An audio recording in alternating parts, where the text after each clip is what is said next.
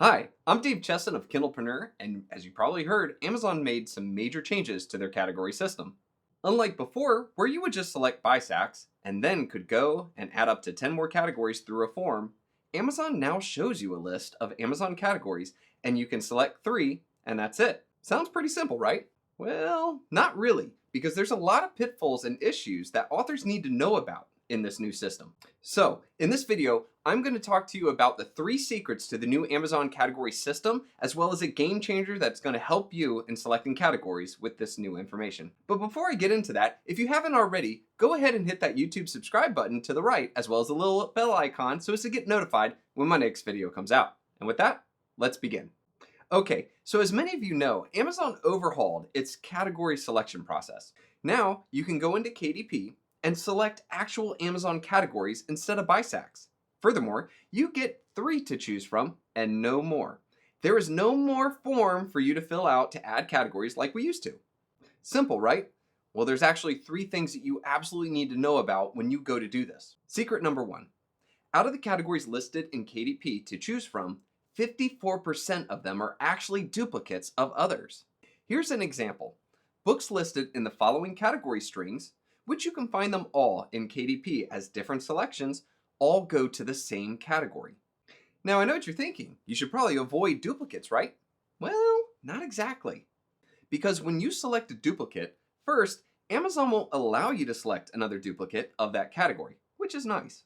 Furthermore, if you're in a duplicate placement, if your book sales do really good, then you will show up in subcategories in both duplicate strings.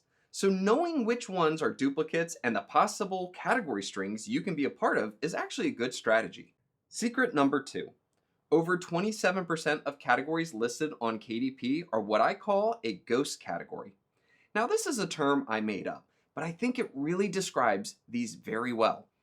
These are categories where if your book is listed in it, you can't rank for it or get a bestseller tag for that placement. They're kind of like dead categories. Get it? The name? Ghost category? Now, if you click on the link in KDP to a ghost category, a sign that it is a ghost category, but not always, is that it doesn't even list the name of the category up top. It just says bestsellers or top rated. A normal category from that link in KDP looks like this, saying historical mystery. However, the links in KDP are not actually links to that category page. It actually points to what's called a browser node of that category. Instead, if we look at the actual category pages of these two, you'll see the following. The ghost category doesn't have a name, nor can you see the category tree on the left. It's just bare. What really stinks is that if you are in a ghost category, you can't be a bestseller for that placement category, but you can be a bestseller for the subcategory above it. So in essence, you're just putting yourself in a harder category by selecting a ghost. So as you can see, you're not able to get a bestseller tag for that ghost category that you selected. On top of that, shoppers can't even find that category page to see your book on it. And again, 27% of all the categories in KDP are ghost categories. So you're better off avoiding a ghost category, or at the very least, making sure that you don't select multiple ghost categories within the same placement section. Secret number 3. Amazon does state in the fine print that they can disregard the categories you pick and put you in categories they decide on. On their FAQ page, they state, "We reserve the right to change the categories of a book at any time to ensure a positive customer experience. The categories you add and the categories shown online may not always match. Your book may be added to additional or different categories to improve the customer experience." Okay, so how does Amazon's algorithm figure out which categories your book should be a part of? Simple.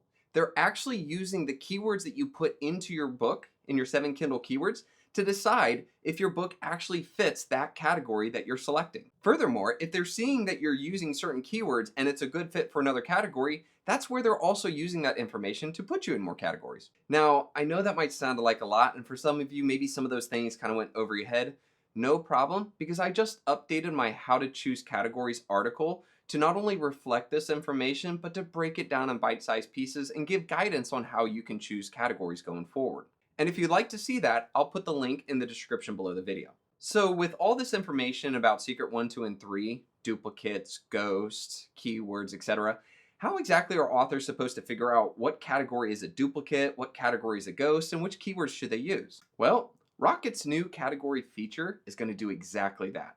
Let's start with secret number 1 and 2, duplicates and ghosts. We have now added a new column that will tag whether or not a category is a part of a duplicate, and if you hover over it, you can see which category or categories it is connected to. Furthermore, we have a tag that will tell you whether or not a category is a ghost category, which I think is incredibly important for authors to know. For secret number 3, the connection between keywords and the categories you choose, this took us a lot of months to figure this one out. You can now click on a category here and see what keywords we have found strengthen your argument for that category.